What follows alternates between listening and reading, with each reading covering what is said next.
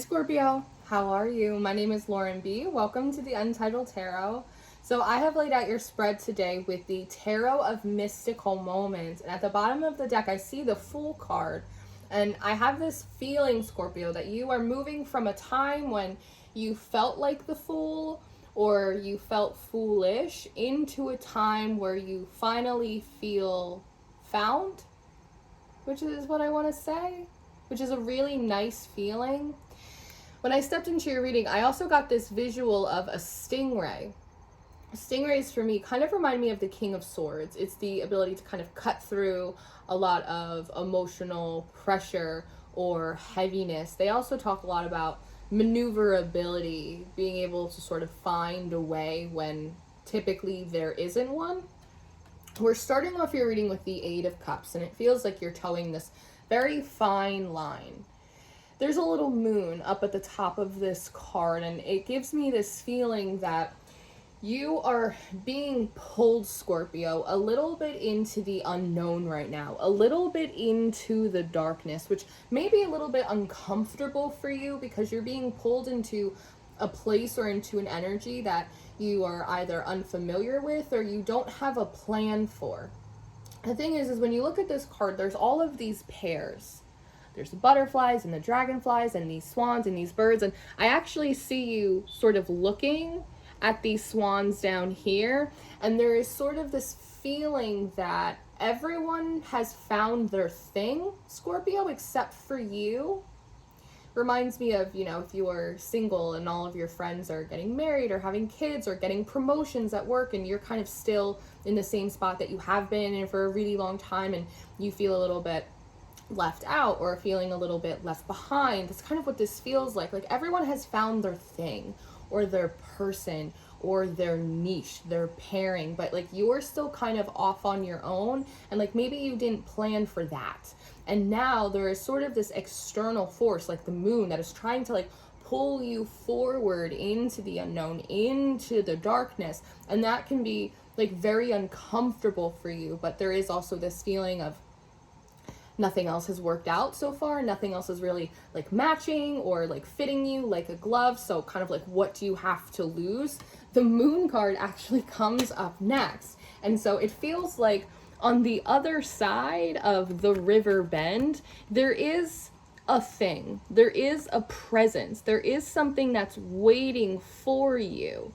And with this wolf here sort of howling at the moon, it just feels like that message. Like Scorpio, there's something else. Scorpio, there's something more. Scorpio, there's something different. Feels like it's just getting louder and louder and louder for you. The King of Cups comes up next. And so there is sort of like a pushing down of this feeling. I wonder if you've been doing this for a while, like having that feeling of it's not right. This isn't the right fit. There's something more, there's something else. And you're going, well, that's not really in my plan. And so you kind of suppress it down. Maybe it creates like a little bit of anxiety for you. But like I said before, it feels like you've kind of tried everything else and there's nothing else to lose. So you're allowing yourself to sit in kind of this no space, no time, no plan kind of energy and make your way into the great unknown, hoping at the very least that you'll find something there. Now it feels like as you're taking these steps forward towards it, you are getting like a little bit more nervous because you don't know what to expect, right? But again, with this ship, it just feels like you're kind of pushing down like a little bit of that fear or a little bit of that uncertainty, like the stingray. I'm kind of just like keeping your eyes on the prize, just putting one foot in front of the other and just going where you need to go in order to find out. Now, the Page of Swords is coming up next, Scorpio, and this feels like it's connected to the moon energy. This is part of what's waiting for you on the other side. And this Page of Swords feels like a character or an energy that's outside of you that has been noticing you for a very long time. If you look, do you see how he has his hand over his heart? There is this sense that this energy has been watching you for quite a long time, move your way through a lot of things, in and out of different ideas or projects or groups, and just noticing that it just feels like you haven't found your place yet, you haven't found your thing yet, and just feeling like a lot of love and compassion for that, really feeling very kind of moved by your commitment, but like also by your struggle. And this card's standing on top of this big pile of books. And it feels like these are books about you, Scorpio. Virgo had a little bit of this energy in their reading the other day as well. And so it also feels like this character or energy has spent a tremendous amount of time kind of studying you. See how they have a graduation cap? They have kind of mastered the art of Scorpio. They know everything that there is to know about you, all of your quirks and your idiosyncrasies and the things that you like, or the things that light you up, or stuff that you're good at that you might not even realize, and stuff that you think you like but you actually don't really. It's like every little thing, every stone is unturned, and they've kind of, again, graduated. They are a master of you. They know exactly kind of what it is you need, who you are, where you would fit. There's the dandelion in the card too, and you see all these little spores kind of flying around, which makes me think that perhaps they have been trying to get your attention for a while, sending you clues, giving you breadcrumbs, and maybe again you were ignoring them, and so that wolf comes in and gets louder and louder, and so you kind of have no choice but to pay attention to it and venture into this unknown. Part of the reason it feels like this is happening, though, is because of the Three of Pentacles. And the Ten of Wands is coming out as well. And in these cards, see these beautiful flowers? And this one, see how it's being laid out like brick by brick by brick? There is something for you, Scorpio. You do have a place. You do have a thing. And it is a thing that has been handcrafted just for you with love, in consideration of all of these different things about you, and your strengths and your likes and your dislikes and all of these things. Like, it is the most well thought out, crafted thing. I don't know what it is, so I guess I just have to use the word thing, accompaniment to you. And it almost feels like it has been in the process of being built for like a very long time. With the Ten of Wands too, it's just a lot of this like thoughtful energy, and these flowers are so big. It's this feeling of, oh, Scorpio would really like love this element, or oh yeah, Scorpio loves this color. I think this would really complement Scorpio over here, and just adding onto it, and it becomes like really, really big. It is interesting to me how big these flowers are, almost as if whatever this is for you, Scorpio, it's something that has kind of been like hiding under your nose the entire time. Maybe it's something that should seem like sort of like obvious or like a no-brainer, but it obviously hasn't occurred to you. And so there is this idea of having to kind of put it on the big picture, really expand it, make it stand out, make it really eye-catching, just so that way like you can notice it if you do come across it finally, eventually. The Three of Cups comes up next though, which gives me this feeling of like wrapping up this thing, this idea, this perfect pairing for you. It's just about done. It almost feels like we're putting the final bow, the final touches on it. And when I look at the characters' faces in this card, especially this one right here in the middle, they look really sort of amused and pleased with themselves. It's like, this is the perfect gift for Scorpio. Scorpio is gonna love it. This also it reminds me of the rings of Saturn. And so I don't know if you've really been struggling with the Saturnian energy lately, Scorpio, or if you've been going through your Saturn return, because the Devil card comes up next too, which is Capricorn energy, more Saturnian frequency, right?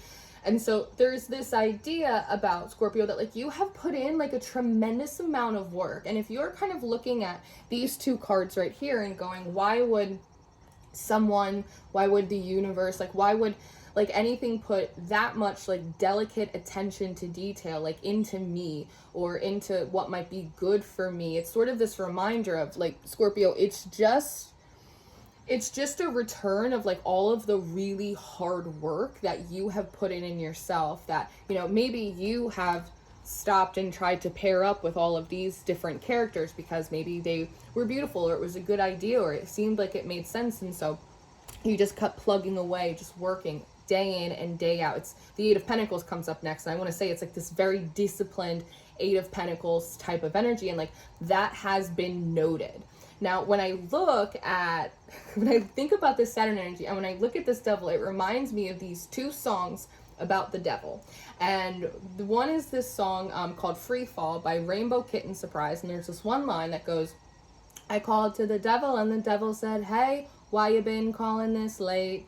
It's like 2 a.m. and the bars all close at 10 in hell. That's a rule I made. And then there's another song called The Devil Doesn't Bargain.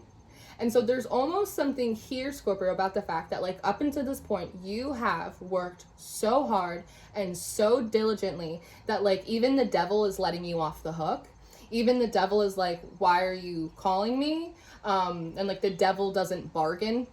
It's the idea of like for a certain amount of time, Scorpio, like you were going to go through the pressure cooker. For a certain amount of time, you would be haunted by the devil. But at this point, you put in so much work that even the devil's like, hey, let Scorpio off the hook. Like, I'm not going to bargain. I said it was going to be this amount of time. It has passed. You can have him. It's fine, right? It's 2 a.m. in hell. The bars are closed. You're good to go. See you later. Like, it is sort of that feeling that, like, the devil or, like, Saturn is letting you off the hook, saying you've done enough.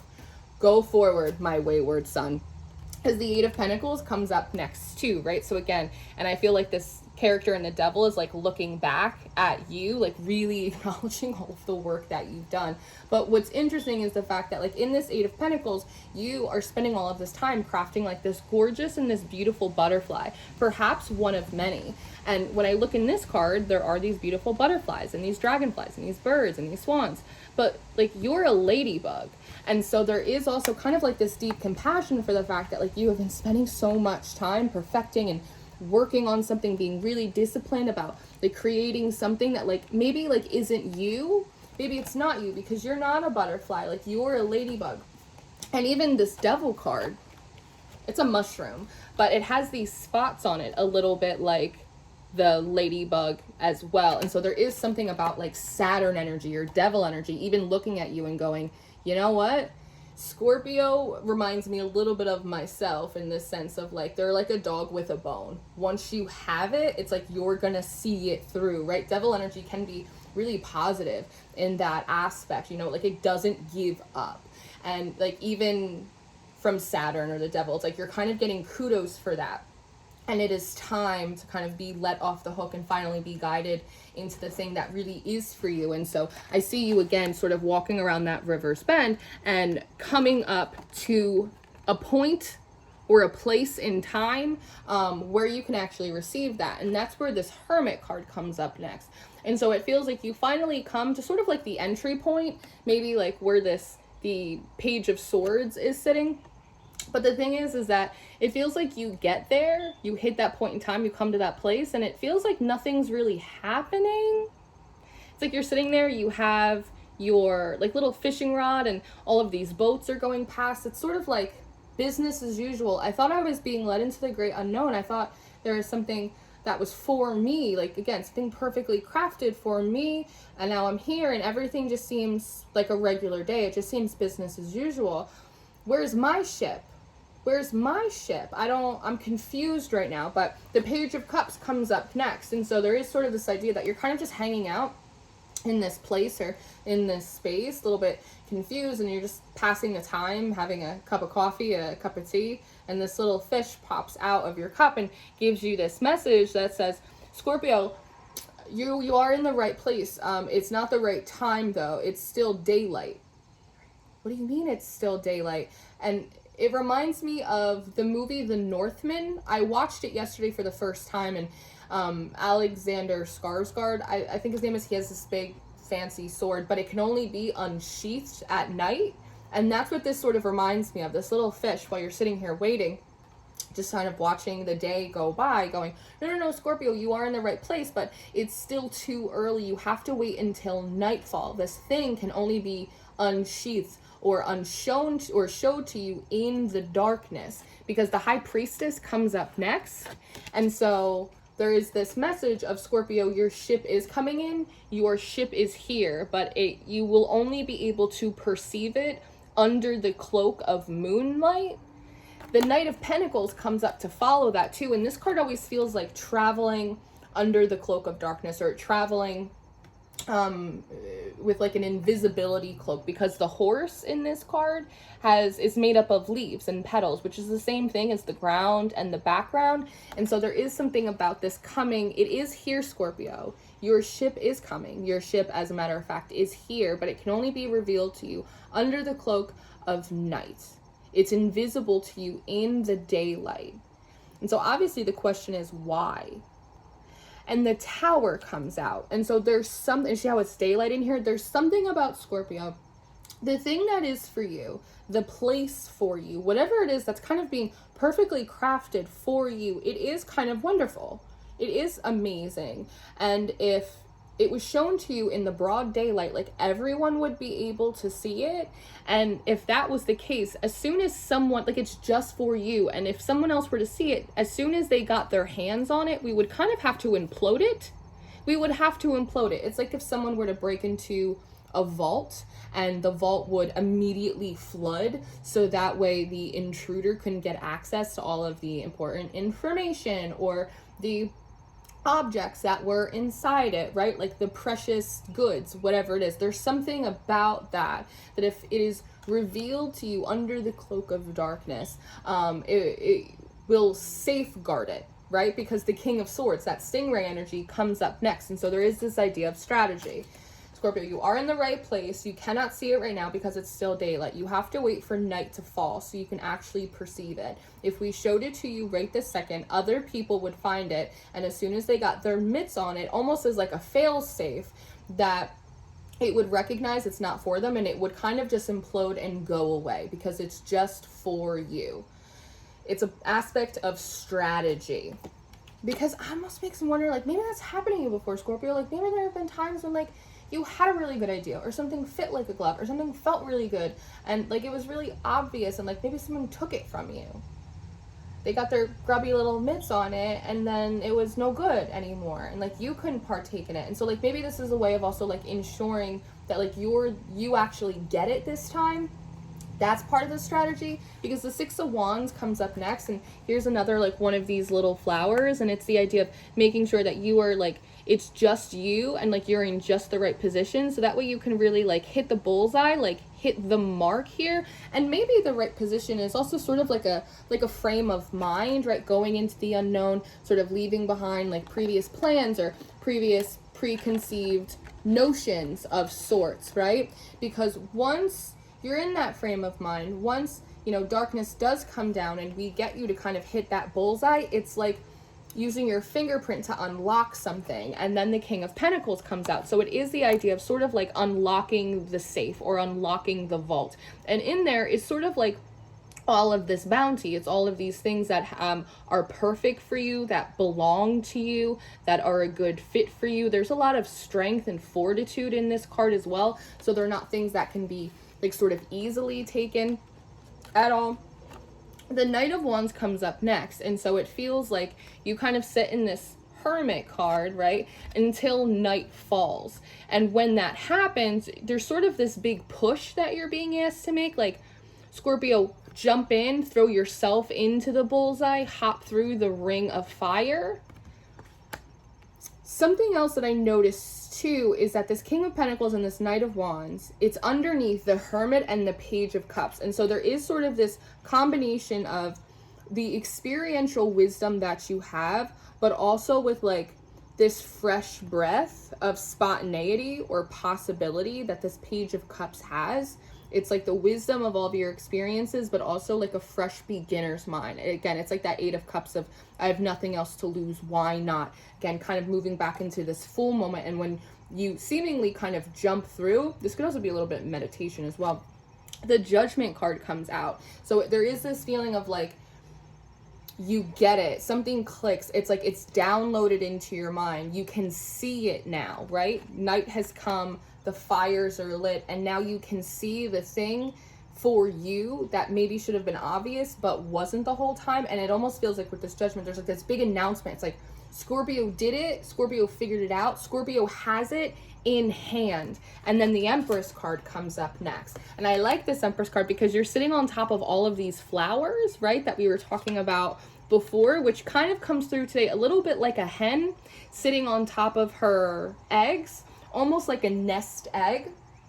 Again, what is a nest egg? It's something that is strong. It's, you know, it has fortitude, it has stability, it's something that can sustain you, it's something for you, right, to help keep you going. It's your thing, it's your property. And so it feels like you cross through this threshold, you get it, again, intuitively, it's how it might be dropping in, and there's sort of this ripple effect of Scorpio gets it now. And now it feels like the process is for you to kind of sit on top of it like a hen, waiting for these eggs to warm up and to hatch, because you come out in the Nine of Pentacles next, which feels like you giving yourself time sort of alone in this space with this thing, and really like becoming much more well acquainted with it. It's like you get the first fruits before you go and like bring it out to other people, before you go and do it for others, before you go and announce this. It's like you, almost like a pregnancy, right? It's like you kind of sit and you get to enjoy it on your own for a while, become really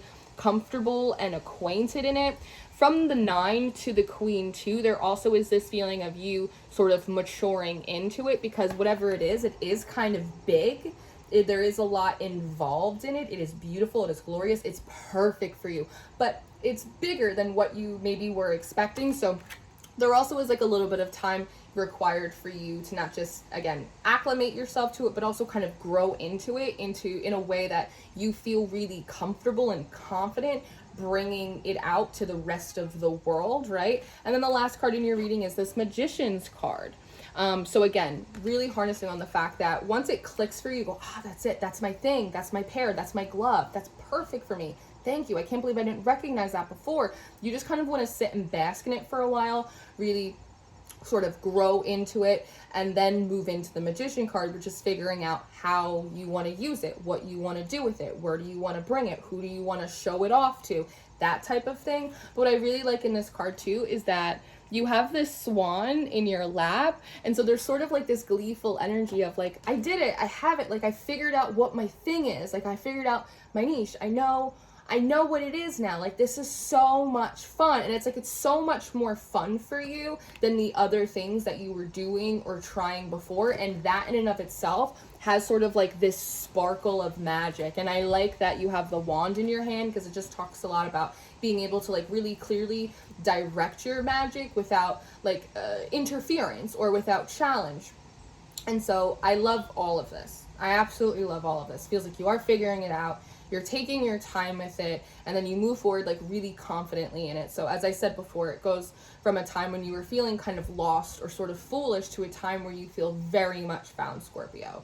So this is what I have for you this week. If I leave you here, I hope that this was helpful for you and that you enjoyed it. I am going to go do an extended reading, Scorpio. So if you're interested in your extended reading or your monthly reading for October, those are going to be the top 2 links in the description box. I do offer personal readings. My October books are open. You can book with me through my website.